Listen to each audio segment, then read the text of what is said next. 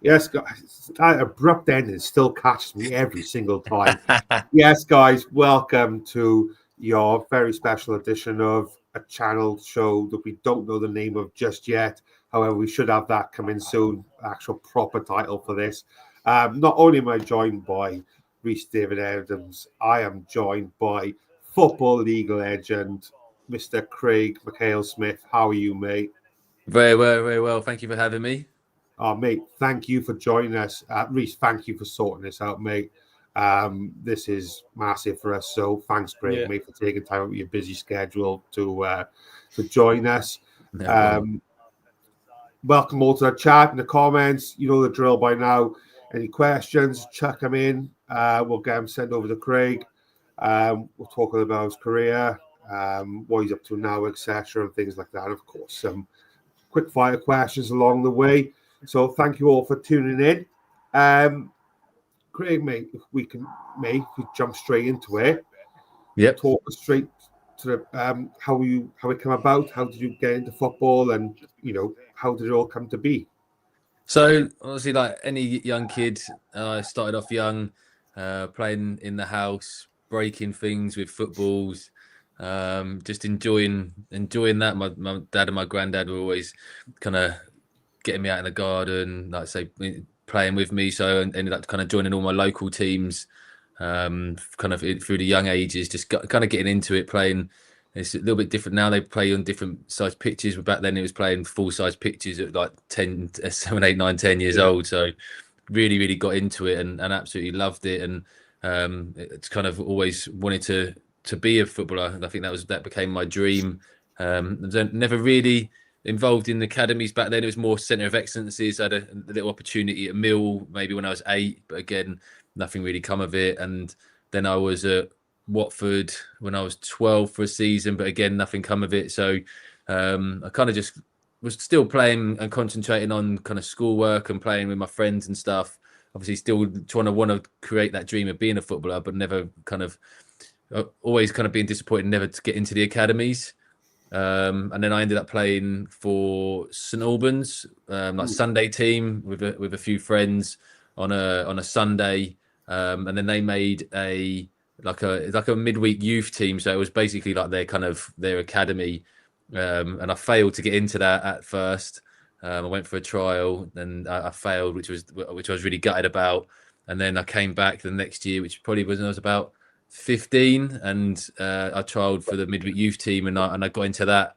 So it kind of got me into when we were playing like better teams, and obviously St Albans at that time were like they were Ryman Div 1, so maybe like a conference, just under the Conference South and North as it is now.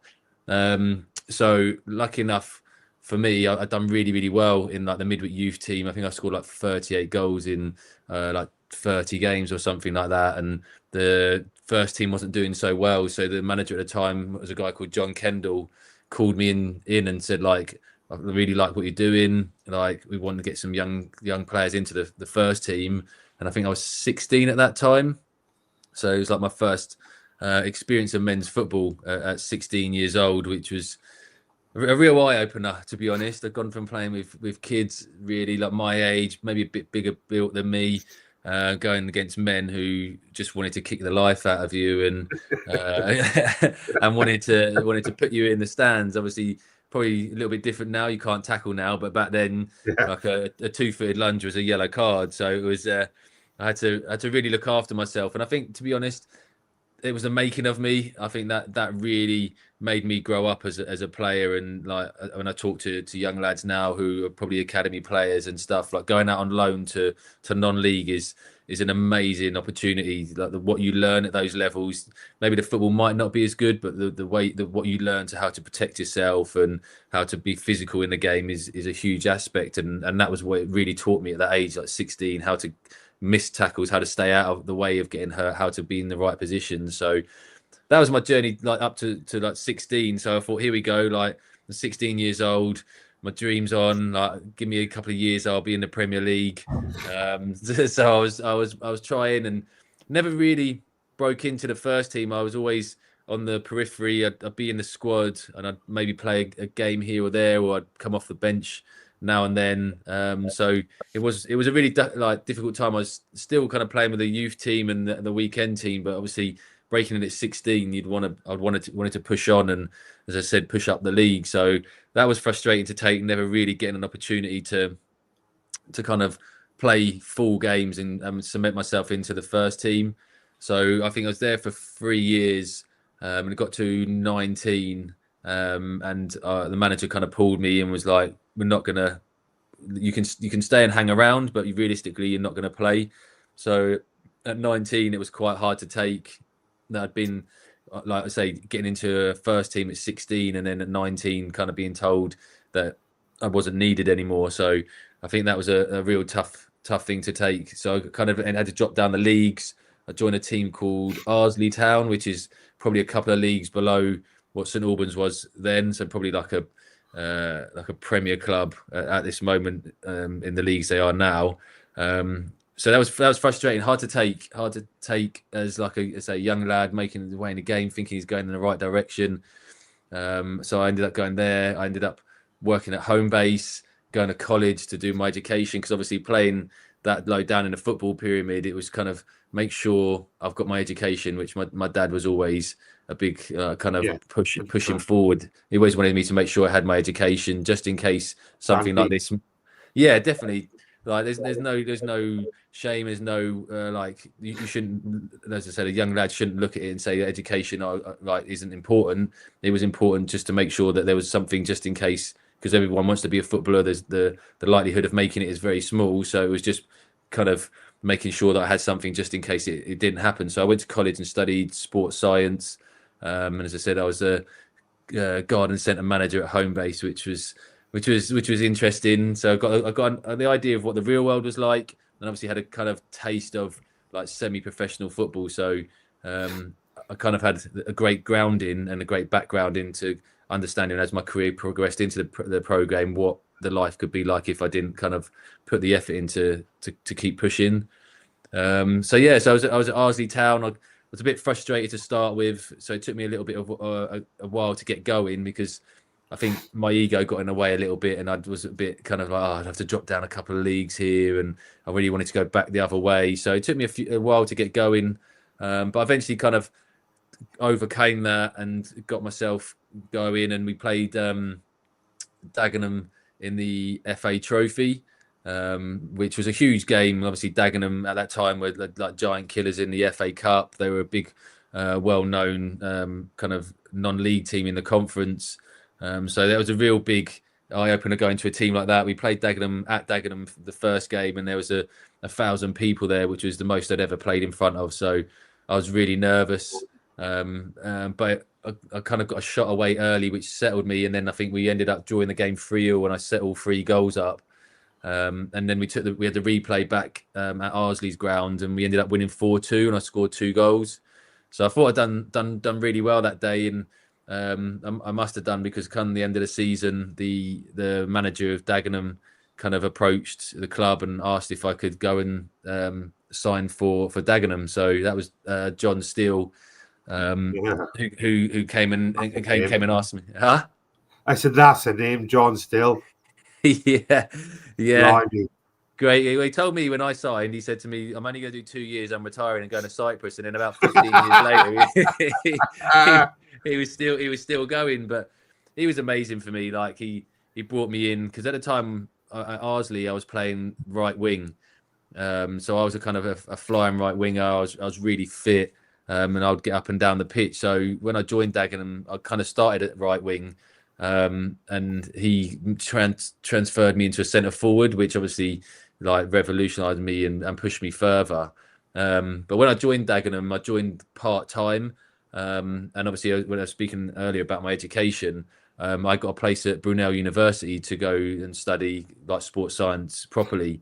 So I went to Brunel, and my dad had a look around, and we kind of stood there, and we was like, what do we want? Do you really want to give it a go as a professional, or do you want to go to uni and study and see how you go there? And obviously, uni can come and go, but football is only really, you only ever get one career. So I kind of like said, I want to give football a go and see what can happen. So I went and knocked on John Steele's door and just said, like, is there any chance that I can go full time with the boys? Because it was kind of like half and half were full time, half were part time. And he was like, yeah, come and be full time. And that was the first time I kind of maybe went into the full time football world. And it was amazing, like an eye opener, like the sessions, doing the gym sessions, having to be in every day. Obviously, like a young kid, I was 21 at the time. Like it was just an amazing experience, like to be part of it, to kind of live that dream of being a so-called professional footballer. So I embraced every moment of it. I ended up getting a sports psychologist when I was playing at Dagenham, and I got a strength and conditioning coach as well, because I really like, if I'm going to do it, I'm going to do it. I'm going to give it everything I've got. I'm going to find that 1% to keep pushing me forward, and however far my talent and hard work takes me is going to take me. So so that was like 41. That's 20 years ago. I got a sports psychologist, so I think I was probably early into the game of using him. But yeah, so I did really well I think I was there for 2.5 years. And then I left around 2007, Peterborough came in and bought me. So I left, I think it was Christmas. We beat Halifax in the league, and Dagenham went top of the league. And then I think in the January, Peterborough signed me to join Peterborough, which obviously was an amazing feeling, to like a pro club in the league wanting to come and sign you. It was amazing. However, I loved where I was at that moment in time with Dagenham. I really loved the boys, and I loved the team spirit. We were like a young bunch of boys, like from lower leagues, that have been brought together. Yeah. We're doing really well together. So I kind of didn't know whether to join Dagenham, join Peterborough from Dagenham. So there was a little bit of kind of, I had a great conversation with Barry on the phone, Barry Fry, the director of football at Peterborough, and was kind of said, like, I want to stay. I appreciate the contract that was there, and whether, I can't remember, I pre-signed it or not. And I was like, I really appreciate it, but I want to stay at Dagenham and see this through with Dagenham.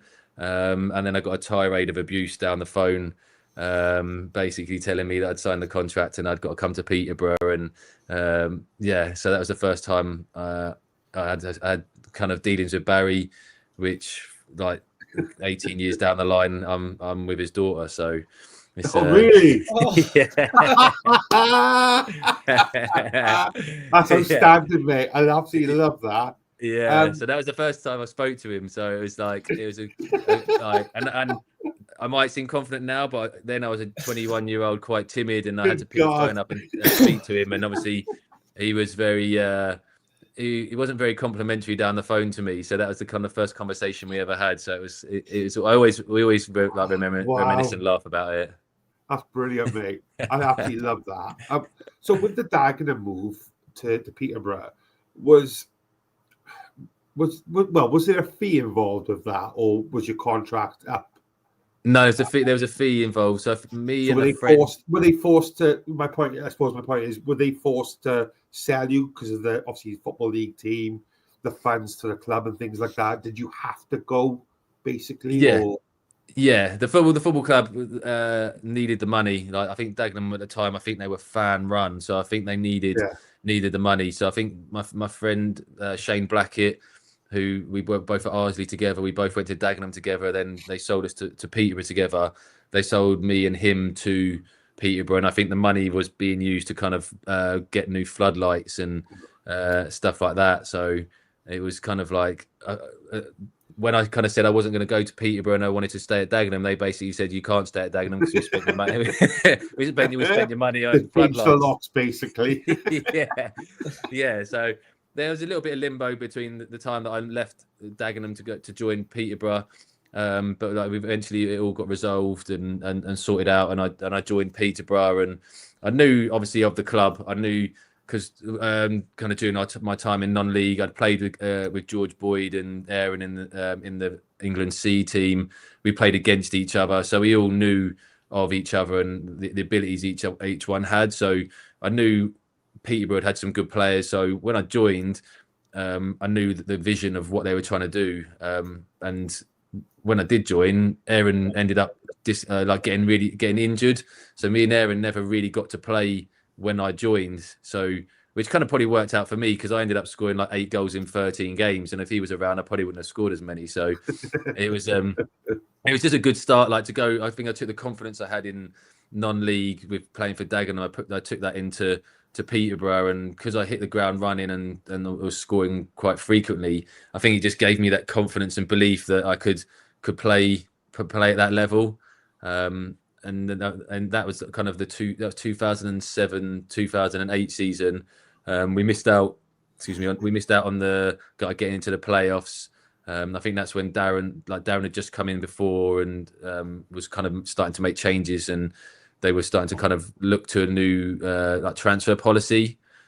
And then the next season, that was when they started to bring in a lot more names, a lot more like non-league names, a few like experienced players. I think we had Micah Hyde and Dean Keats. Yeah. We had they brought Charlie Lee in from Tottenham, who was a good young player at the time. So we had some really good young names coming in, and you could see what the club was trying to build. And if you look kind of back now, you'd probably say Peterborough were the first club to really dive into non-league and look at bringing talent out. And over the last 18 years, the transfer policy has probably been one of or the best in the country, with bringing players in for small fees from non-league and selling them for big fees in the future. So it's been a great ploy for Peterborough, and at that time they brought great players in. And that season, which was 2008-2009, we got promoted from League Two into League One, which was really exciting. As I said, for like a year or so before that, kind of playing in non-league, and then getting to get promotion out of League One and out of League Two, into League One. Was mind blowing. Really, it's kind of like you're moving up the leagues, you're getting excited, you're kind of two levels off then from the Premier League. It was a really exciting time to be part of that club. Obviously, the next season it was going to be a lot more difficult. We'd gone to League One. We'd had, I think that you had at the time there, I think Leicester were in the division. I think there were some really big names in the division at that time. So not many people gave us a chance, really. I think there was talk about us doing well, but I think the names in the division, maybe kind of everyone was expecting them to do well. But the confidence we had, as I said, they brought in a few more quality players. I think Grant McCann might have come in around then. I think Joe Lewis came in. We brought in some really, really good players. The club's policy and who they brought in the recruitment was very good. And with that season, again, because we done really well in League Two, we just kind of took that confidence into League One. But it didn't start that way for us, or for me anyway. We played the first game of the season at away to Southend, and they I think they beat us, and it was like, wow, like, because I played up against I think it was Adam Barrett, a big centre half, and they had some really big strong players at that time, and it's like, oh, like this might be a little bit more difficult than we thought, like a bit stronger, a bit cleverer. But when we started to find our feet, we started to perform really well, and then we kind of, I think Leeds might have been in that division at that time as well, and I think we beat Leeds. I'm sure Leeds were in that as well, I think, wasn't he? Yeah. So we were beating some big teams, beat Leeds, beat Leicester. I think that kind of started to give us real confidence, and we had a little bit of kind of arrogance about us that we believed that we'd win games, and I think the results kind of showed that, because sometimes we could be 3-0 down or 2-1 down or 4-0 down at home, and we could always bring it back. Painful when that is. Yeah. I was going to say I'll come to that in a bit. Yeah. So we've done really well that season, and we got back-to-back promotions. And as I said, like a few years before that, it playing kind of, well, even like playing for RZ Town, coming into Dagenham, and then to kind of be 2.5 years into my career at Peterborough and to achieve back-to-back promotions to the Championship was mind-blowing. I think I was 25 at the time, and I think it was 19 goals in League Two. I scored 26 in the League One season. So I was kind of starting to find starting to find my feet a little bit. And it was obviously really exciting to the two divisions you want to kind of be in is obviously the Premier League is the top, and the Championship is its own probably mini Premier League in itself. So you wanted to play there. Like there's internationals, there's massive clubs in that division. So there was a real excitement to be going into that division. So we went up, and unfortunately that season it was a lot harder than we expected. And I think for probably one of the only times I'd say Peterborough's transfer policy wasn't on the money. I think we maybe brought in some players that maybe weren't quite ready for that level. Maybe we needed to bring a bit more experience in that could deal with the Championship, because as much as it's one step in a league, the step is huge from League One to Championship. And I think you always need people that have kind of been there and done it to kind of guide you through. And we didn't have that, and we started off okay, but we eventually started to come unstuck, and I think Darren got the sack that season, Darren Ferguson, and then that's kind of like when the troubles kind of started. And like we had 2 or 3 different managers. I think we had Mark Cooper, we had Jim Gannon, and I think we had Gary Johnson, and then we had loads of like players came in that, as I said, maybe probably weren't quite ready for the level, and it kind of the momentum that you have when you go into that division, and then once you lose that and you're down the bottom, it's very, very difficult to break that. So unfortunately we got relegated that season. So frustrating to have gone the 2 years and done so well to get to the Championship. And I think unfortunately we weren't good enough, and that was, a lot of us had to kind of take a look at ourselves and understand why that was, like appreciate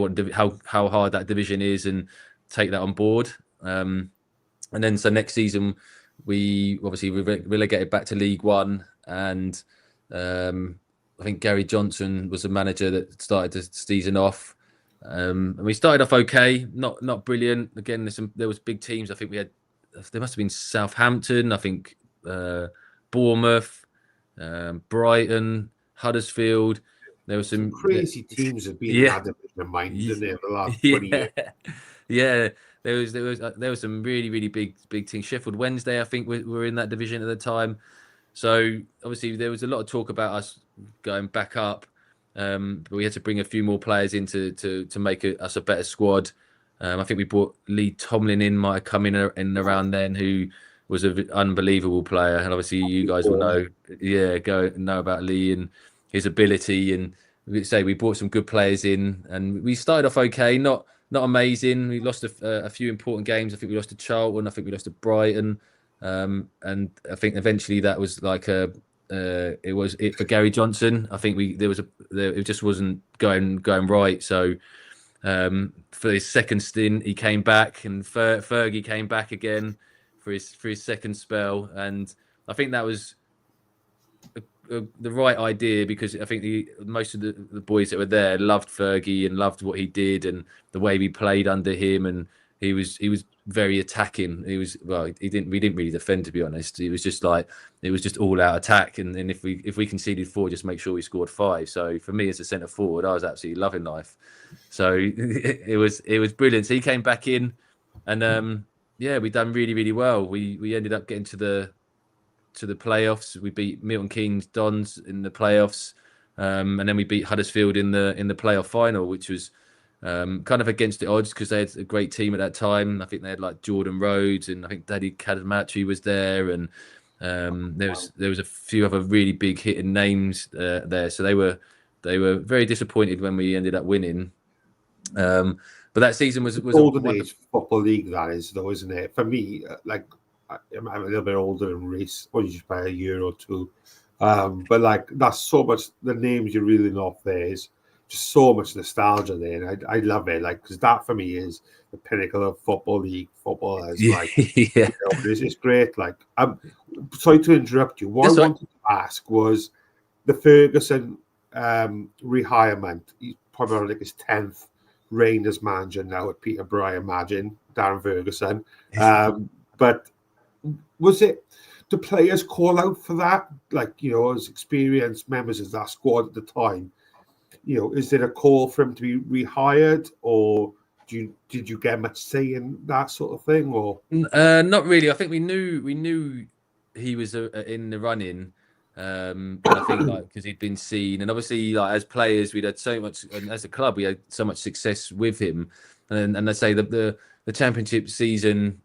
We didn't really want him to go. We didn't really like he even though he went that season, we didn't want him to go. We knew we could put it right somehow, and unfortunately, the circumstances, whatever, I can't remember who made the decision, but obviously he ended up leaving.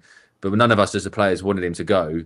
So obviously when he came back, like loads of us, we were all ecstatic because we knew like what he wanted from us as a manager, and we knew how to play and how to set up, and as I say, he had huge success from League Two to League One into the Championship. So it was exciting for him to come back, and obviously he came back and we picked up, and performances got better, and you could kind of see the flow of the players and the enjoyment everyone was kind of getting back, and it ultimately took us to the playoff final and to win it.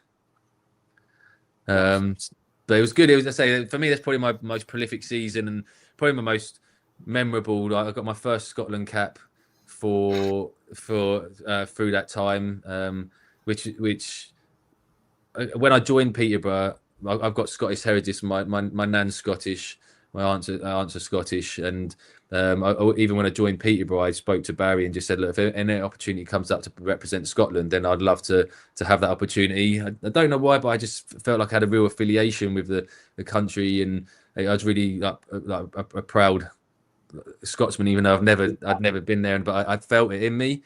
So to have that opportunity to represent Scotland was amazing, and I couldn't have asked it to be any better, to be honest, because it was at the Emirates.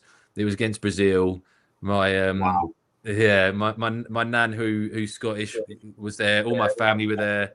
At the time I was with Amber, Barry's daughter. So he all his family, they all came. So it couldn't have been better. And then, to be honest, like I didn't expect to come on. There was big names in that squad and on the bench. I think I looked at the team sheet the other day. I think like Robert Snodgrass was on the bench, and maybe Barry Bannon, and there was some huge names. So just like being in League One and being on the bench for Scotland was just amazing in itself. And then I got to come on for the last 10 minutes, and it was just like I'm running around the pitch, and I'm like Neymar's running past me, and there's and Danny Alves is next to me marking me, and Thiago Silva, and then the whistle went, and I turned around, and like lucky for me, I was standing right next to Lucio, so I got Lucio's shirt from the game. So it's like I picked his shirt up, and it was like this wide, and it was like it was huge.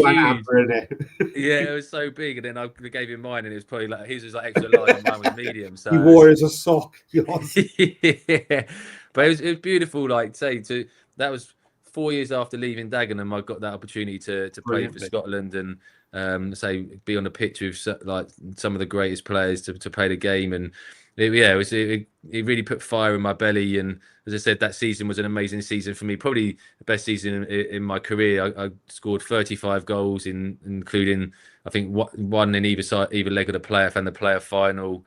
I got to represent Scotland. Obviously, I've got a player winners medal. I couldn't have asked it, and that was the season I left Peterborough. So it was kind of like it was a kind of fairy tale, like goodbye for that moment in time. So my first period was amazing at Peterborough, and I was so grateful for them to give me that opportunity and to achieve all that through that period. I want to ask a question. Actually, really, you said about you went from part-time to full-time football. Yep. We've got Ollie Turner, and he did something similar. He went from part-time football to first-team football, and the club said it took him a few months to get his body to be able to adapt to full-time training and stuff. Did you find that hard, go from part-time to full-time training? Or was it just instantly for yourself? I think from going from Arsley to Dagenham it took me a little bit of time. It was just there's a different intensity on your body. Like you're training like part-time, you're probably going to Tuesday, Thursday and playing on a Saturday, whereas then you're going on a Monday, Tuesday, off Wednesday, Thursday, Friday, and a game Saturday, and you're doing more gym sessions. Like I never really did a gym session when I was part-time, but then I'm going full-time and I'm starting to do gym sessions. So it does take a little bit of time. And lots and lots of non-league players who go into the program, it just take time for your body to adjust to the intensity, to the constant say gym sessions, training sessions, recovery, and eventually your body finds a rhythm. I was lucky when I was at Dagenham. It was kind of full time. So going into Peterborough, it wasn't too much of a jump. There was still kind of the intensity went up a little bit, which I had to get used to. But I'd already kind of been conditioned from being at Dagenham. Right. Go on, respect. Go on. No, I just ask about that Peterborough team in the Championship as all, because some of the players you're playing with is probably one of the best teams I think I've seen go down from the Championship. It was like Tomlin, yourself, Freckleton. I mean, Paul Taylor, I think you had at one point. He was quality. Yeah. I mean, Zakawani, George Boyd. What was it like playing a team like that? It was just so creative. Like as a 9 as well. Oh, it was enjoyable. Like as I said, like we had players who could create things out of nothing. Like obviously George went on to have a fantastic career. Tomo went on to have a fantastic career. Like Paul Taylor, probably one of the players with one of the most abilities I've seen. Who I wish had gone on, because he could have gone on to a lot bigger things. But when you've got people like that around, like for me, it was a case of just making the runs, being in, like making sure I was in the right positions, and I knew they'd find me. So it was a joy. And obviously under Fergie, we had that freedom to play like that. Obviously, when Fergie left, it obviously different players came in, and it got a little bit different. Obviously, some players were playing who weren't playing, and lots of dynamics change. And as I said, if Fergie stayed in the job longer, maybe we would have stayed in the division. But it's all ifs and buts. But yeah, I like playing, being a forward, especially back then, because I think it's being a forward now has changed so much. I was very, very lucky to have people around me who could just instinctively know where to put the ball, and I could be there. It's too rigid now, football is, especially the forward line. It's all, I don't want to say, everyone's got a job. They know where they got to go, where they got to stand. I think back you were number 9 off the shoulder, and it would be, Tomlin put a through ball there, the end of something. It was more creative, more flair. Yeah. I think we miss that so much now in football. This is why everyone 100%. Says that was the best time for football, really. Yeah. So we folded up, I think, at Peterborough and came back 4-4. I mean, you don't see that no more because of how rigid football is now. No, I think you're totally right. I think like it's very chess-like, it's very structured, it's very you be here at this point and you be here at this point, and it's taken the excitement, the magic, like the creativeness. I think the players now are. It's not being derogatory to them, but I don't think they're as footbally intelligent as the players that when we were playing. This like, and I'm talking like to the Premier League, when you've got like the likes of Lampard, Gerrard, Scholes, and these are just midfielders, and then you've got forwards like Thierry Henry, Bergkamp. Like you're talking about people who could think off the cuff, but they could still work within a team. And I feel like it's, as you said, it's very rigid. I don't enjoy watching it, because as a forward, I want ball played forward early. I want chances. I want to see that kind of hustle bustle, like creating stuff. Wingers going at someone, beating and dropping a shoulder. So it has changed, and obviously football has to evolve. And I think it will evolve again. I think at some stage it will change, because it always does, and I'm hoping it does, because as you said, it has become very rigid and very boring to watch.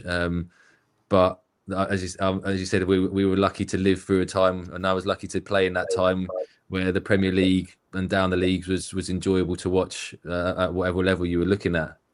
I don't think there's as much stories as like people like such as yourself these days, where you hear of, lads like yourself who grafted your asses off, like took rejection, from like academies and things like that, still kept going and whatnot. Done the non-league job, and then built your way up and up and up. You know, obviously yourself, obviously one of the most famous ones, Jimmy Vardy, for example, a couple of others. But you don't hear of that.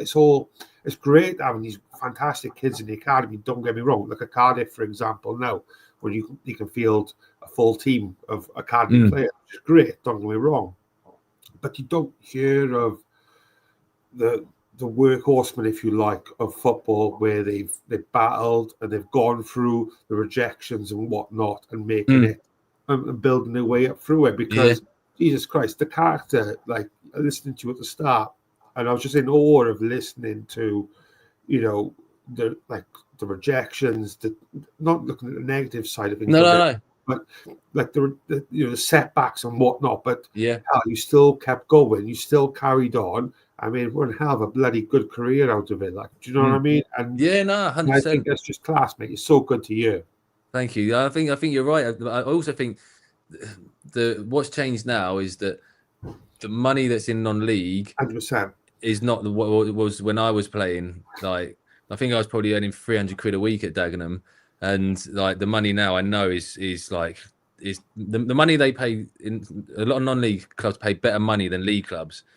So it's, for me, it was like I want to be a footballer no matter what, and money was never an issue, never a thing for me. It was always like I knew money comes and goes. You can get money, it's just there. Football career is once in a lifetime, so I always wanted to make sure I pushed myself to achieve that. But again, like, it's very difficult now because the money is so high, so players are more likely and want to stay in non-league and earn big amounts of money rather than risk going into the league and getting paid less and coming out the other side of it. So it has changed, and say the pathway's is probably different. And you say Jamie Vardy is probably one of the last and the most famous that's probably come through there. But there will be one or two that will sneak through, but maybe not to the influx that we had maybe 10, 15 years ago.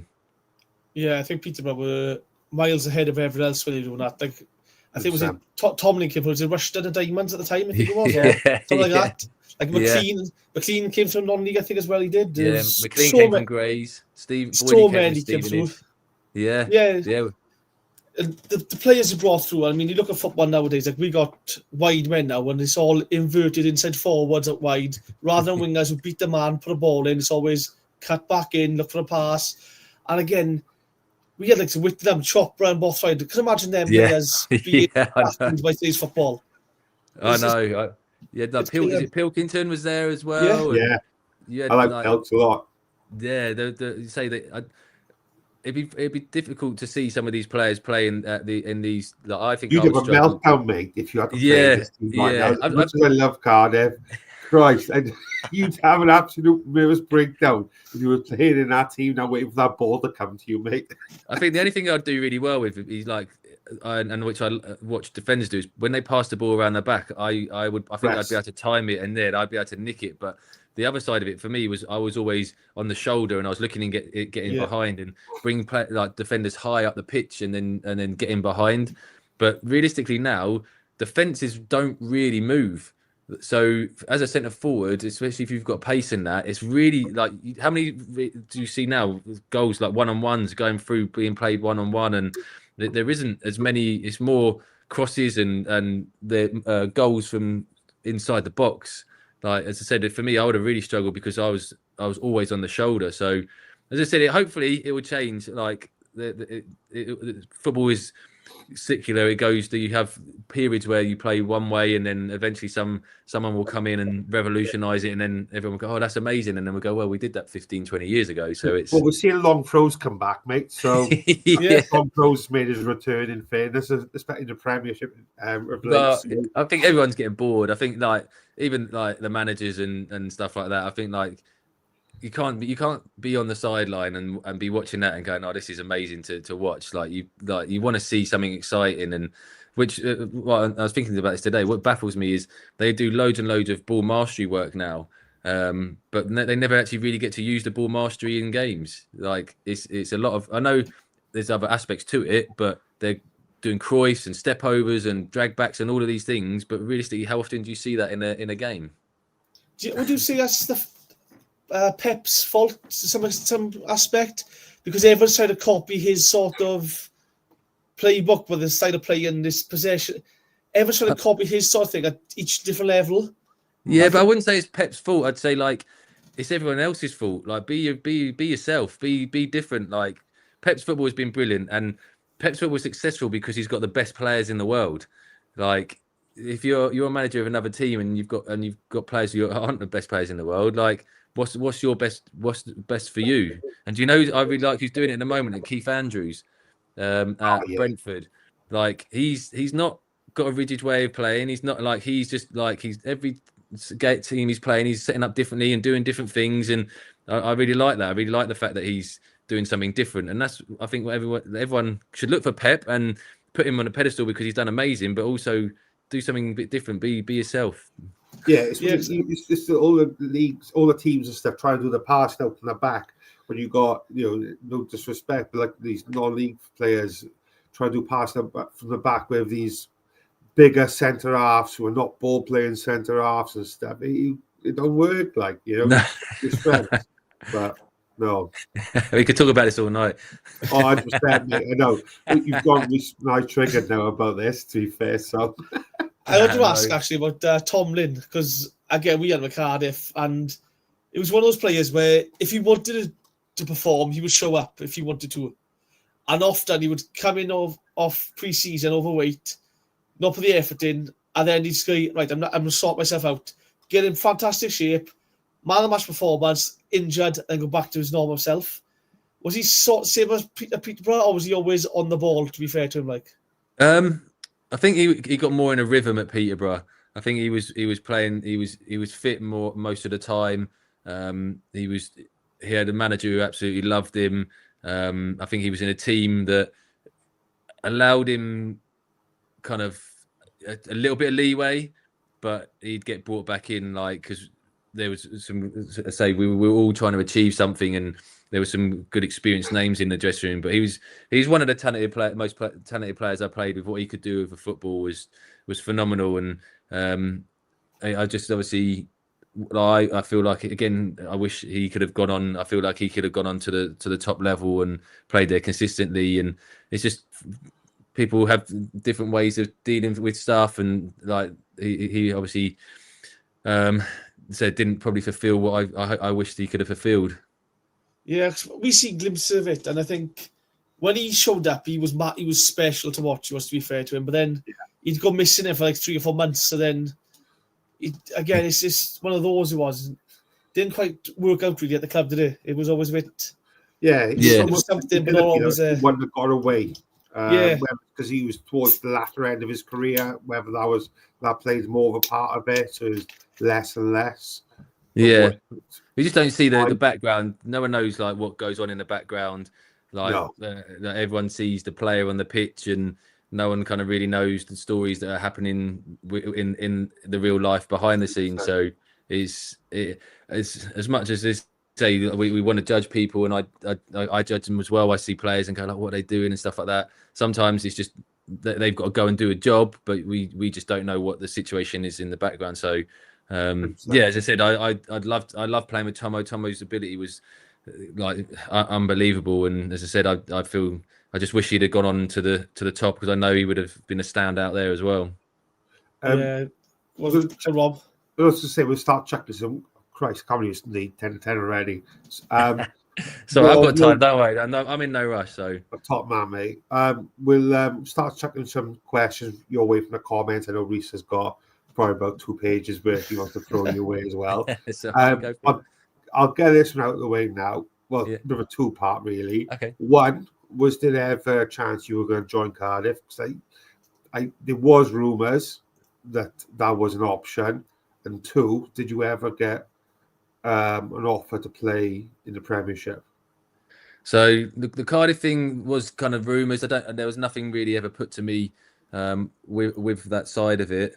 And the Premiership thing, I spoke to QPR. I think Neil Warnock was the manager at QPR at the time when I was leaving Peterborough. But unfortunately, he wanted to sign me, but unfortunately the board wanted to go in a different direction. So that was one of the closest times I came, and there was many other times, but the only other time that was almost a Premier League club was Norwich. When Norwich were in the Championship, they came in for me in the January when Peterborough got promoted from the playoffs, and the chairman turned that down. And then obviously they went on to getting promoted to the Premier League. So there was a couple of times. I'd have loved to have obviously played in the Premier League. It's the greatest league there is, and but it was obviously not meant to be. There was just that's just life. Yeah.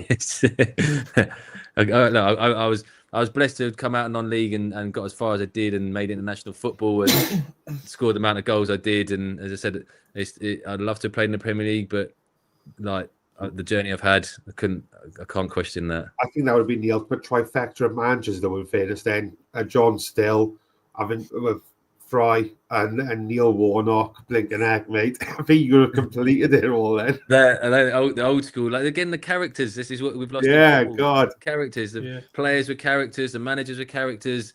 Obviously, Barry's the director of football. He's a character.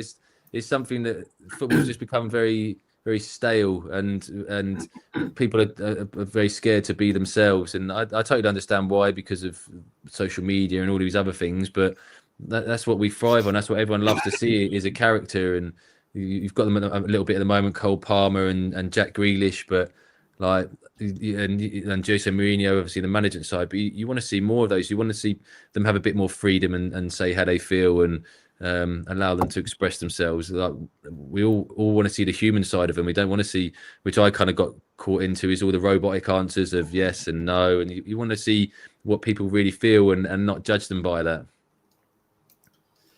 I want to ask you, man. So you played in the 4-all draw with Cardiff, and it was around a time where we had probably the best teams we've ever had at the time. Let's be honest, Wits, Chopra, all them, they were fantastic. But there was always a question about the mentality of the side. After you scored the first goal, did you think, right, these are there for the taking out? Did you get that sense playing against them? I don't think it's like anything against the Cardiff team, but like whoever we played at London Road, like we could be 2-0 down, 3-0 down. Like if we came out in the second half and we were going towards London Road and we got an early goal, like it didn't matter who we were playing. It was just, we knew the momentum we would build. Like teams couldn't live with it. And obviously that day we were 4-0 down at half time. You think game over. Like we were absolutely horrendous. But again, like we've done that so many times going down towards London Road that like, we got that first goal and then we got a second goal and then the momentum's building and you can feel it, and it's like it was kind of driving it back to the good times of when we were winning all the time. And as a team on the other side of that, once the team starts to build momentum, sometimes it's really hard to stop it. Like in the first half, we were 4-0 down. We couldn't stop the momentum, and then it was reversed in the second half. And I think I set up the last goal in like the 90-odd minute, and I think that was probably one of the highlights of the championship season, was coming back from a 4-0 at half time. Oh, it was sickening for us. It was absolutely sickening. Honestly, I hate seeing Peterborough play Cardiff now just because of that. Oh well, it's Saturday. And we go again Saturday. And Luke Williams is the manager now, isn't he? Swansea boy. Yeah. He's just signed there. He's so more reason to hate Peterborough now. Right. You had a big win yesterday, though, didn't you? Yeah, to be fair, beat Wrexham. It's nice to beat them. I think it was the biggest thing for us was the performance, because Saturday wasn't the best. I think we needed a reaction last night. And I said on Monday that performance is first, the result is secondary. But to get both was fantastic last night. And we've got such a young side as well. I think it was 6 academy players played last night for us. That's brilliant. And to see them flourishing is brilliant, to be fair. And it was nice to see Ruben step up. Like a few of us Cardiff fans and also the show has mentioned that for all his talent, he could have done with some time away. You know, we just, as a player, they just need to step out of the limelight for a little bit just to recoup and go again. And he showed like what he was all about last night. He absolutely ran the show. He looked like the player that we know he is. Like you said, we obviously don't know what goes behind closed doors and whatnot. So it's just a consistency for Ruben, because he's a player who, you know, I think we as Cardiff fans we can all agree that we think that he's going to he could play at the very, very top. Like, it's just the consistency. Yeah.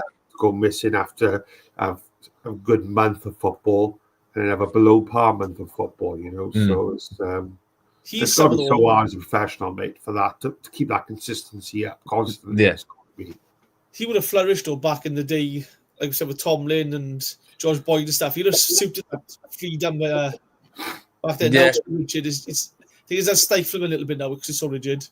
Yeah, it's very. I say it's very for forwards. It's really, really difficult. Like, you look at the goal scoring charts, and you're probably getting like late teens, early 20s, and then like back when I was playing, you like I said, I scored 35 goals in a season. You had Jordan Rhodes, I think, scored 40 in a season. You had like Ricky Lambert was scoring 30s, and you had like who I said, Charlie Austin, like Simon Cox. You had all these people that were just. Like, so I think you can see from the charts that it's become a lot harder for strikers to score goals, and it's frustrating to watch as an ex-striker. I wanted to ask as well. There was a time when, like I said, he was banging goals in left and centre, and you mentioned him earlier. Jim Garnon came in. I'm pretty sure it was under him. He dropped you for some reason. Was it him? Or did he ever see why or something? Because again, when you face a relegation, why would you drop your? Yeah, let's be honest, you're the best striker. I don't understand that. He just came in and dropped me. Like, we didn't see eye to eye. Like, I had a lot of issues with him, and like we never ever got on, and that was kind of like one of the first things he did. And I get it in a way, like because I wasn't really scoring loads, and so he's obviously coming to shake things up, and obviously to drop me. Maybe that was one of the first things to do, make a statement. And then when he came in, I went to go on loan at Reading, but the club stopped it from happening. And then I think he left a few games after that, and then I think I got back in the team and scored. So which was good. But yeah, like, sometimes you don't get on with managers. Sometimes, like, again, managers come in and try and make a statement and try and shuffle things about. And he did that to me. We didn't see eye to eye, and that's just how football goes sometimes. It's just crazy to think, because, like, I don't know, Salek scored 20 goals for us, and the manager coming in and going, right, not playing now, not. I'm dropping him to make a statement. It just seems counterintuitive. Like, I don't get it. There's a question about the managers while we're at it. We'll jump to the comms quickly from our Scottish friend. Which managers left the biggest impression on you? Like, that's a really good one. However you want to look at it. So I think, like, John Steele, in the fact that, like, he moved me in position. So he moved me from a winger to a forward. I think that was like a huge changing point in my career. Of doing that and having the confidence and faith in me to move me.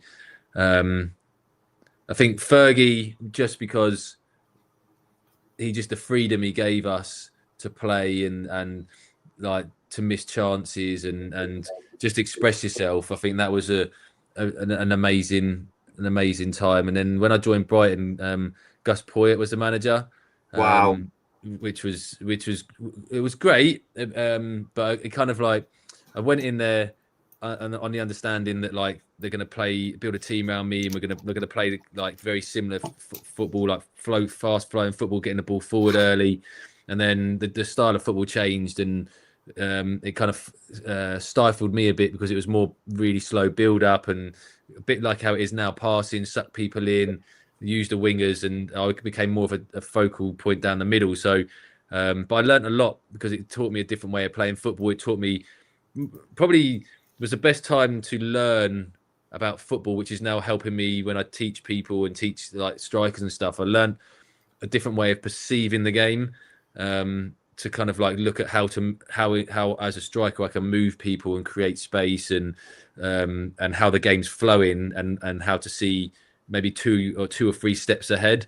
So I think, like, even though it wasn't the best time for me to score and play, it was a good time that I learned a lot from that.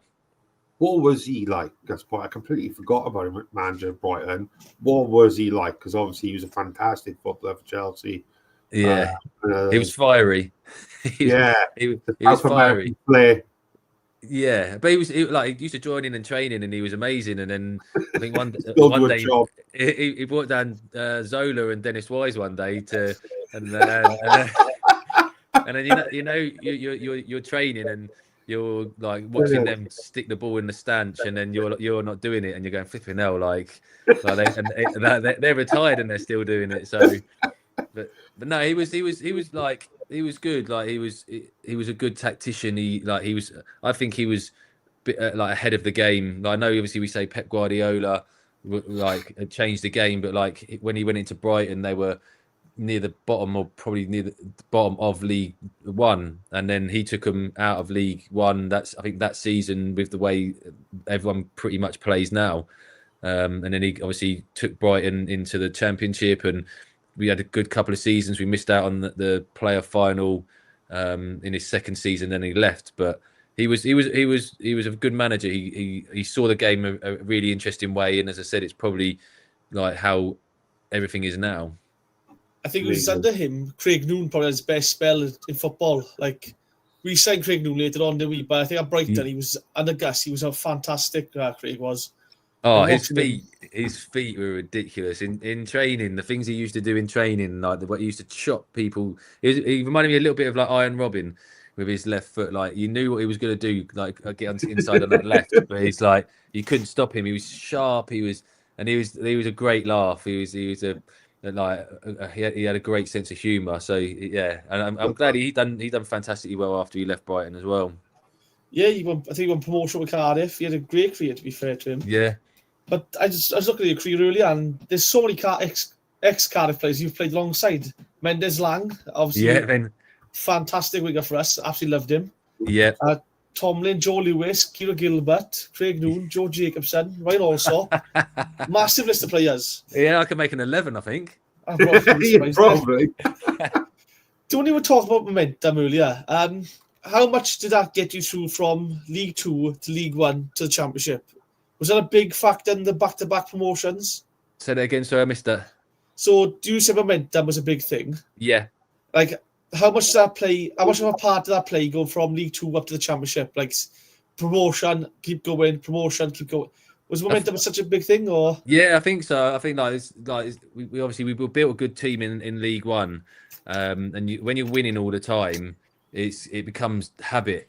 And then if you go, obviously you step up to the next level, there's obviously going to be tougher tests and better players and stuff like that. But then when you start to win, and you start to get comfortable in that division, the momentum builds again, and then you're you can feel it building and building. You're like, we're not going to get stopped again. Like, and then obviously they say that we played the likes of Leeds and Leicester and all these like other teams that we beat, and that just gives you even more momentum, and it takes you into the Championship. And then, as I said, like you need to add good players in between that who complement the team and they're going to take the team to the kind of next level. And then, unfortunately, you said when Peter got to the Championship, we just didn't bring in, as I said, maybe some experienced heads at that level to understand what it takes. Because there is, I'd say, League 2 to League 1, there's a little difference. But when you go from League 1 to the Championship, there is a big difference. And like talking to friends who have gone from the Championship to the Premier League, there's even a bigger difference.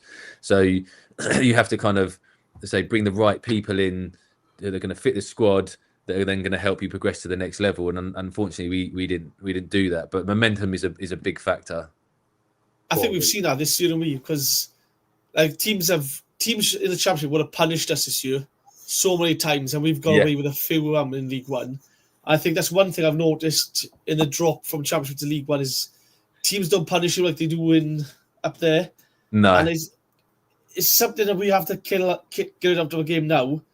But I'm so glad it's happening in League 1 rather than the Championship, because they were murderous. Some of them teams would have. Yeah, as you said, it's the quality. Like as I said, as a forward, the quality in steps. Like in Championship, you just realistically average, you might get 2 shots a game. Like the Premier League, you might get 1 shot a game. So you've got to be clinical as you can, and obviously especially at the Championship and Premier League level, the centre forwards are very, very clinical. Do you know earlier you said you went to Millwall to do away? Oh, you had 2 pages, didn't I? Watford turned you away and stuff. Do you ever think how does that affect you mentally as a young player, like being turned away from them clubs? Like, and did you ever go back and think, I want to smash these today now before turning me away? Do you ever think like that? Yeah, Watford, because it was my hometown. So, like, obviously, I got into the academy, the academy school centre of excellence. I was 12, so obviously really excited because it's my hometown, and I wanted to. I was a fan. I'd go and watch the games, and then they released me after a season, and they basically said I was too small and I wasn't quick enough, and then they had the cheek to ask me if I wanted to play a couple more games for them, and the Mill was that I was only 8, so it wasn't too much of an issue. But like being 12, kind of on that journey, that was kind of quite hard to take your home team. Like my dad was really good with me and like was always around me and helping me through and kind of getting me back into playing Sunday football and just kind of get me back focusing on that. And then I did it. Obviously, I played against Millwall. I don't know if I've ever scored against Millwall, to be honest, but I know we played Watford at Vicarage Road, and I scored a penalty. We won 1-0 for Brighton. So I was kind of happy. Yeah, I was happy with that. So, but it's hard. Like I think for kids, like if you're in an academy, especially as you're making your way through and you kind of get released. I think it's really difficult because I don't know so much now. There wasn't when I was playing, when like there's no kind of like how you're doing, like if you've been there for years, like what you're doing, like, are you okay? Because it's for a kid, sometimes it's their life, and sometimes for the parents it's their life, and these football clubs are very quick just to drop people and not speak to them. So I think a lot of young lads in the academy suffer when they come out, and I'm hoping that clubs put something into place that helps them to see there is light and there is other things that can happen outside of being in an academy. Yeah, I think we spoke to Stuart Fleetwood, didn't we, after he was let go from managing Swindon Submarine, and he said there's no support for a manager when he gets let go from a club. And again, the mental health side of things like that must be, again, fans don't see that or hear about it. So that must be awful, especially for youngsters as well. I mean, again, at 12, 13 years old, you're still thinking, I can make it, but being told no all the time. It's got to be devastating like that.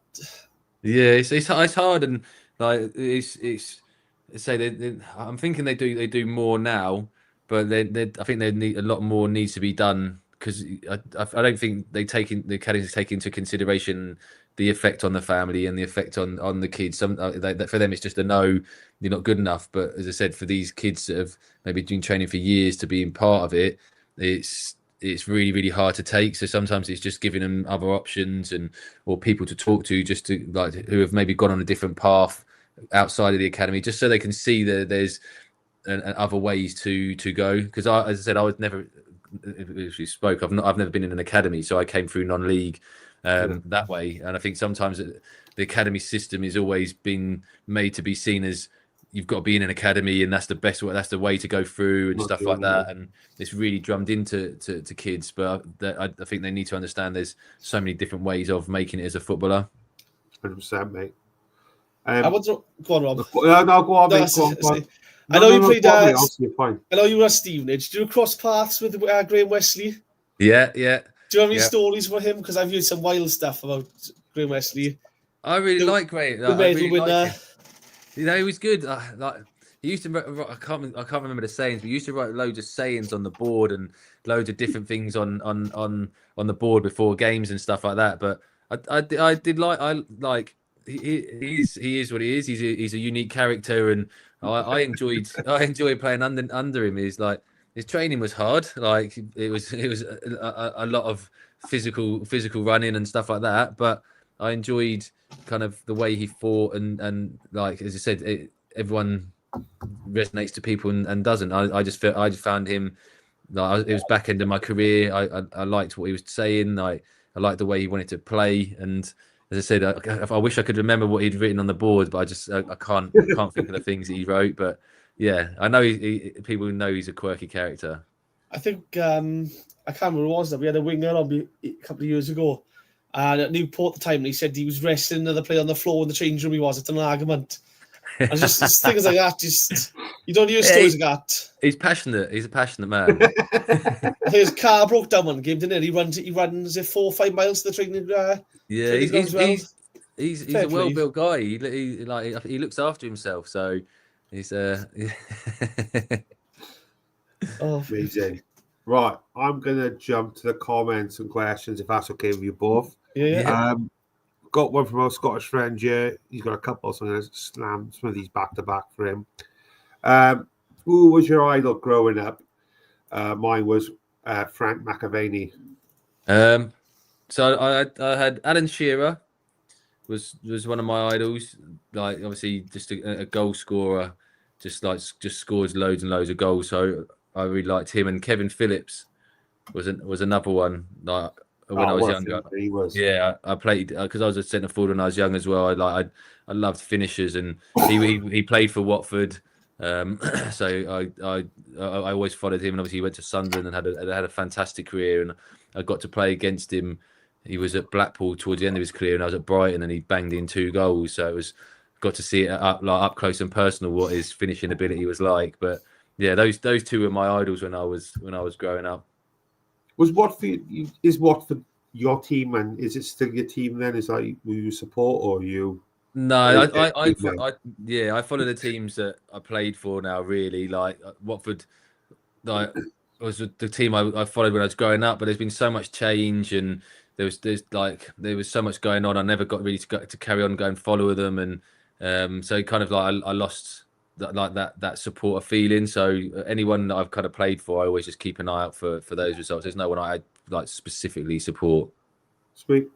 I want to ask about that actually because we had Sean Morrison live event Friday, and he said that when he came to Cardiff, he just felt a connection with the club. Yeah, and now it's his club sort of thing. I mean, as a fan, I can't understand that because I've got one club, that's my club. yeah. But as a player, what is it about a certain club that you go, right, this is my club now. This is my town, this is my city, I love it too. This is what is that thing that makes players do that? Like what's I think it's just like the feel, like you come in, you meet the people are nice, like you go, obviously it's a nice place to live, like you might play your best football there. There's just like there's just things that resonate with you in that place, like that you love. Like for me, realistically, like Peterborough is probably the way I had my most success. It's still like in the family because Barry's there. Like, I know the people there, and I love my time there. So that's kind of like probably my top one.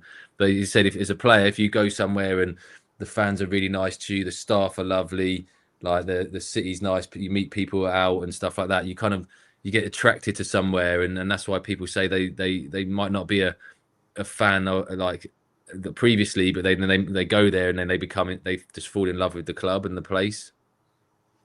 I'd argue on the flip side of that, Reese, that like, and this is not to blow smoke up your bum, Craig, by any stretch of imagination, but like that Peterborough team at the time, and the players you played with and things like that, because as a football fan as well, I would almost look out for those sort of teams. You know, I feel like you almost have a connection, indirect connection with them because you like what they're about. You like their style. You like, you can it's admiration. You know what I mean? Yeah, you have admiration for other teams. Yeah, exactly. I mean, Reese will probably scold me for that, but you kind of do, and that's it. And so it probably is similar sort of thing as a professional footballer, I imagine. Yeah, you have admiration, don't you? As a fan, you can still have admiration for teams and the way they play and what they do. And like for me, it's watching players. So there's still obviously players playing now that I played against, like obviously Mendes Langs at Milton Keynes, and there's other players that I've played with. I still look out for them and see like it's lovely to watch the Saturday thing and still see like players that maybe were 18, 19 when I was kind of towards the end of my career coming through now and doing really well in their career. So no, I totally get it. I totally get what you're saying. And to be fair as well, what I will add, I love FIFA, as loads of people who watch the channel know. And yours and Boyd's ratings, the potential ratings on yours were class. So I always used to go in for you on the cheap likes. You know what I mean? So, but yeah, that's That's probably another reason behind it as well, mate. I agree with that. When you say about you look out for the other results, because I think Peterborough, one of the first teams to play with a 10 and the lone striker, if I remember correct. I think you were Swansea, the two teams doing it. We were playing 4-4-2. And again, watching that, as someone who only seen 4-4-2, watching the team play with a 10 and the lone striker, it was mind-blowing. Because at the time, no one else was doing it. You're thinking, one striker, 4 defenders, it's never going to work. But all of a sudden, then, it was working, and it was some of the nicest football you'd see. So I agree with that. You'd look out for teams like that. Yeah, the thing is, there's like, you've got your club. Like, there's never going to be in doubt who you support, but you can always have that room to have admiration for teams that try things and that play nice football and do something different. There's never cheating on your team. It's just like we all want to see nice football. We all want to see attacking, fast flowing. Like, we want to see wingers like pulling out tricks and step overs. We want to see forwards scoring amazing goals. That's what we want to see. Like, so whenever if it's not our team, you still can have admiration for people that do that. Right. Let's jump to comms. Oh, there's another one from our Scottish friend. Going back to Scotland. Okay. 7 caps for Scotland. Who are the standout characters in the Scots dressing room? Who were standout characters? Barry Bannon was funny.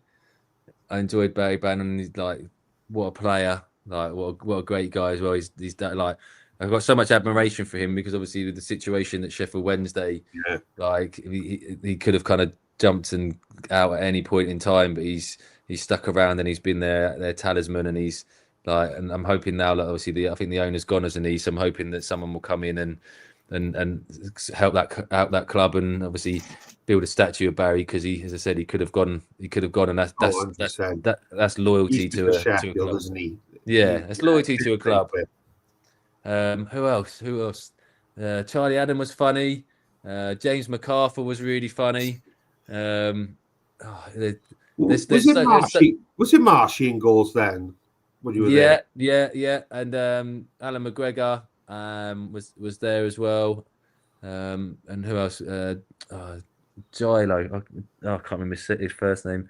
No, they were. To be fair, it was a great dressing room. Like, again, I'm League One, and I've got the likes of Darren Fletcher, Kenny Miller, Alan McGregor. I think you had Phil Bardsley, Alan Hutton. You had like some amazing quality there. Robert Snodgrass, Snoddy was hilarious.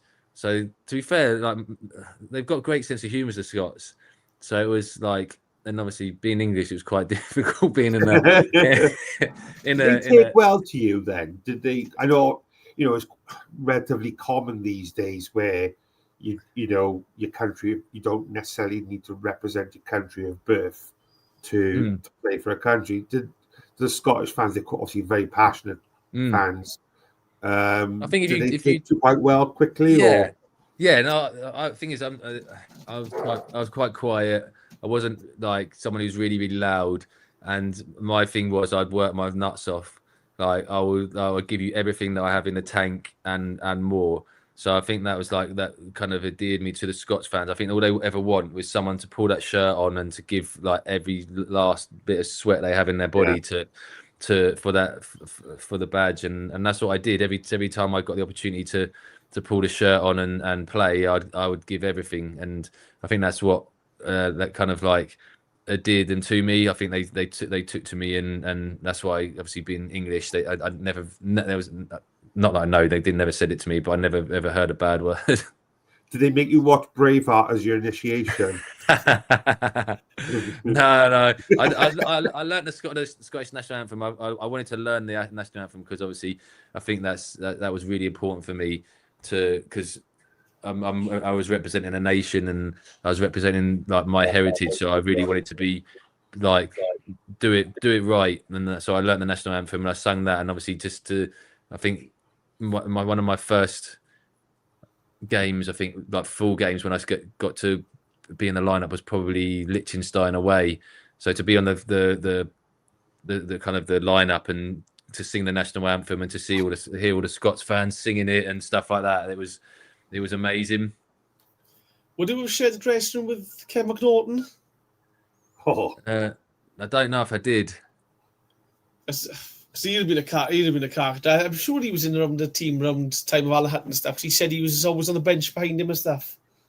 It might have done. I'd have to go through because obviously the squad's changed quite a bit, and I think I was in a little bit and out, and I know there's other players, but I you think probably know if you was there when Ken was there. He'd make you aware of it. So apart from the Scottish one, then, is there any characters that stand out for you throughout your career in the dressing room? Oh wow, Charlie Lee was a character. He was an interesting guy on a night out. Joe Lewis the same. He was an interesting night out. Boydie used to get carried out on a night out. So but the one thing with Boydie is you'd get carried out on a night out and you'd have training like probably the next day, and then he'd win the running. He'd absolutely smash it. So there was nothing you could say to Boydie. He was phenomenal. Like it used to be. I used to run my hardest, and I don't drink, and then I'd have Boydie running past me, knowing he'd probably down 20 pints the night before. Still get a whiff of the pub, like as you run past you. He was, and he was running in a straight line, which was even more amazing. So that's amazing. Ashley Barnes at Brighton is a great character. I love playing with Ashley Barnes. Ashley Barnes, the striker? Yeah, he's at Burnley. Yeah, what a great guy. Like he was a character. Nooney was a great character. Had a great sense of humour. I think one time he dressed up in a Santa Claus outfit. I think it was for training. Who else? There's so many. I'm so lucky to have gone through my career and met so many great people, and had such like fantastic times. I say I'm very lucky. Like 24 years I've played men's football, so it was there were some great times in there. That's quality. And I think, as a Keane said, you don't really make friends in football, but can you say you've got real friends from your time in football? I've got people I can ring. I think that obviously I keep in touch with Aaron McLean a lot, and I speak to Boydie now and then, and I spoke to Ashley Barnes a few weeks ago, and you keep in touch, and when you get together, it's like you've never been away from each other, and you go straight back into the team kind of way of being. But as you said, it's really difficult because you're kind of part-time friends, really. Like you get together in a team and you might be like in each other's pockets for a year, and then one of you's gone up to Manchester, one of you's down in Brighton, and then your careers may never take you back together again. So social media is really beneficial because you can see what everyone's doing and you can keep in touch with people, and it's great to see what they're doing like in their careers. Obviously, Barnsley's still playing at Burnley, which is phenomenal. Like he's doing brilliant. So it's just great to see. Obviously, I played with Bruno at Brighton, and he's been doing like the managers. He was obviously went to Chelsea. Andrew Croft I played with at Brighton. He's assistant manager at Brighton. So it's just wonderful to see all these guys and what they're doing and how they're progressing now after football. Amazing. And last thing for me is, how hard was it going from playing football to retiring? I know a lot of sports stars say that the structured regiment, once it ends, is so difficult and they struggle mentally with it. How did you find that? Yeah, it was really, really difficult. So I came out of the professional game. It forced in a way because COVID hit. So my last club was Wickham, and we got promoted to the Championship that season. My contract was up. COVID hit, and they brought in a salary cap for the first ever time. So I was 36. So it kind of like that was my kind of exit from professional football, which was a shame because it's not how I really wanted to go out. So I found that really difficult, and then kind of trying to find a non-league club was really hard because obviously COVID was shut. COVID shut the country down or football down. There was no crowd, so clubs were really finding it really difficult. So I ended up at like Bedford Town. So I didn't really play much in the season, but obviously from the Championship, getting promoted to the Championship at Wickham to then finding myself in step 4 with Bedford. So it was a real big, real big adjustment. And then I think I stayed there for 3 years. But then when I completely retired, I really, really struggled. I struggled I retired at 39. I'm 41 now. So realistically, over the last 6 or so months, I've really started to kind of find myself again. Like my whole identity was football. I'd been in football as a man, like playing men's football from 16. Said I'd left at 39, so I was at 23 years. As soon as I came out, it was like, who am I? Like, I do not know who I am. My identity is just football, and I'm a footballer. I'm known as a footballer. Like, everything I do has been football. My life has been structured for me. My life has been like, I've been a bit of a child because everything's been given to me, and I've not had to do anything for it. Like, stupidly, in a way, I should have kind of not focused, like focused a bit on the outside of football and know it's coming to an end. But I was so hyper focused on pushing in football that I never really focused outside of it. So a lot of things came to a head when I retired. My house got flooded and destroyed as I came out of the game as well. Jesus. Yeah, so there was a lot for me. There was a lot that happened, and mentally, I really, really struggled. And through that period of time, I met a friend, and we now run a podcast called Assist, which is like a men's mental health podcast. And we talk to kind of sports people, like different people, men in different areas of the like industries, just like the things that they've gone through, how they've overcome it, just to kind of like give back, because men, obviously, we're meant to be these hardened, non-emotional figures, and I've found through my time that so many people struggle. Whether you're a professional athlete or not, everyone is struggling with something. So we wanted to kind of have these conversations, really heavy, deep conversations, because I went through a lot, not only in my football career, but obviously outside of it as well. So we're brutally honest. He kind of played non-league football, so he has a different aspect, a different view of what he went through. So we're just brutally honest, and hopefully these conversations we have kind of give men the courage to look at their lives and maybe be comfortable in themselves to speak. Well, what was the name of the channel? Sorry. So the podcast called the Assist podcast. The Assist. Yeah. I'm just going to whack it on the comms. We'll share it out after as well, because I would love to. That'd be amazing. Did you get any support from the PFA or anyone when you did retire? Nope, I didn't. As soon as once I retired, I didn't hear. I haven't heard a thing since I retired out of the professional game. So that's 5 years ago. That's shocking to hear things like that. See, because as soon as something goes wrong on the pitch, right, you see the PFA make a statement. We got to protect players and everything. And we've heard from other players say, they didn't reach out to them when they retired. We were sacked. There was no reaching out. No, you can go to them. You can go to them and ask them for things and ask them for help. But as you know, men, we aren't the most forthcoming to ask for help. So my kind of gripe with them is like, you've gone through COVID's just happened. Like, lots of players have are out their careers. Lots of people have had issues, whatever it may be.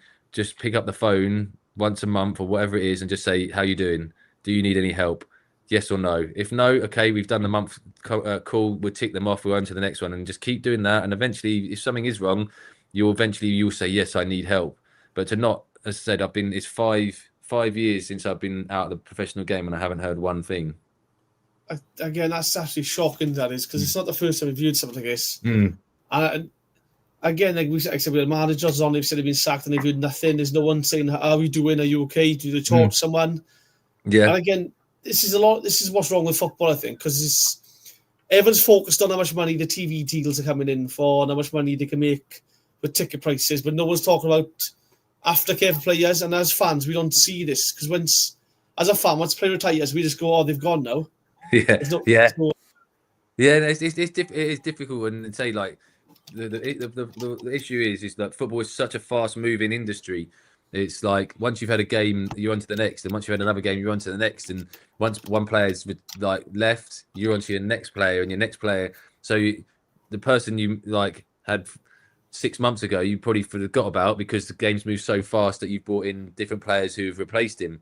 But no one ever says where's he gone and what's he doing, and that's the kind of the bit of the issue, is like, there isn't this net to catch these people. I think it was like 1,500 players maybe I think it's something similar. 1,500 players kind of are out of contracts at like end of season stuff like that, and don't have contracts and stuff. And it's like, where do they go? Like, there's only a certain amount of places in football, and a lot of these people, myself included, haven't made enough to just go and sit on the beach and smoke a cigar. Like, there's a lot more that needs to be done, but obviously whether that gets done, who knows.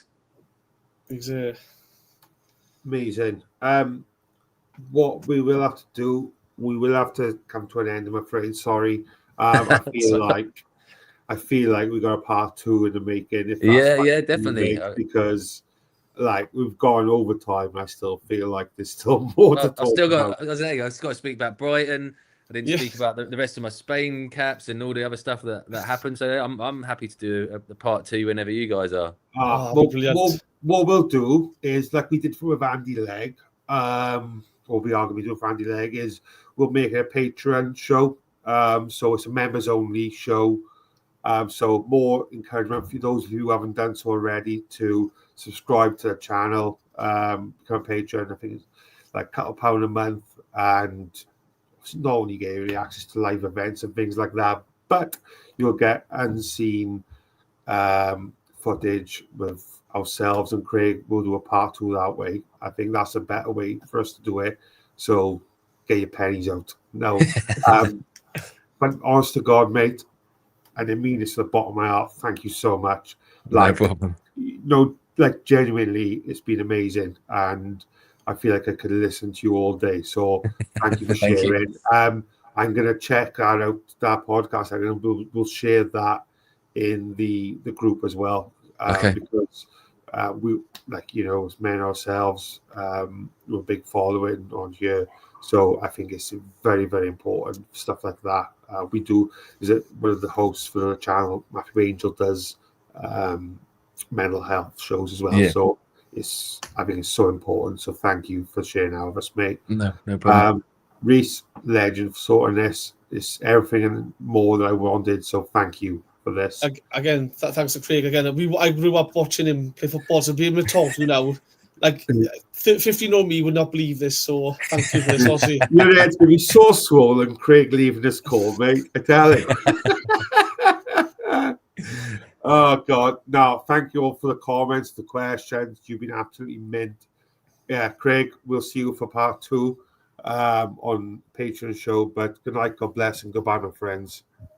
This channel is powered by an incredible membership community on Cardiff City World and patreon.com/AcePodcastNation. Becoming a member unlocks exclusive rewards from early access to live event tickets, bonus content, and even the occasional inside transfer scoop when we get it. But more importantly, it allows us to bring you top quality Cardiff City content 7 days a week. Across those 7 days, we're talking match previews, exclusive interviews, instant match reactions, the breakdown podcast, tactical deep dives, the spotlight series, Bluebirds Rewind, Academy Focus, and just so much more. Led by myself, backed by an army of passionate Cardiff City fans, this is content created by fans for fans. Balanced, professional, and 100% all about the club we all love. If you enjoy what we do, then join the community today and support what we are doing as we help to keep Cardiff City World flying high.